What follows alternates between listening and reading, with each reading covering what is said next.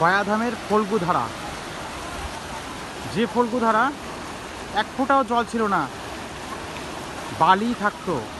2 বছর আগেও বিষ্ণুপাদ মন্দিরের ঘাট থেকে সীতাকুণ্ড ঘাটে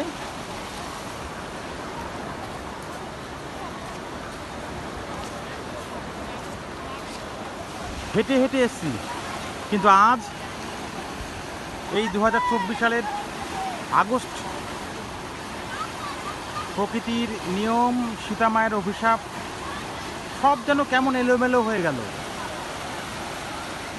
সীতামায়ের অভিশাপে যেখানে ফল্গুধারায় শুকিয়ে গেছিল জল, হেঁটে হেঁটে লোকে পারাপার করতো। ওপাশে বিষ্ণুপাদ মন্দির আর এপাশে বাল্মীকি আশ্রম, যেখানে মা সীতা ছিলেন। দুপাশে দুটো পাহাড়, তার মধ্য দিয়ে ফল্গুধারা। অবাক ব্যাপার, এরকম জলস্রোত বিগত কয়েকশো বছরে ভারতবাসী দেখেনি ফল্গু নদীতে।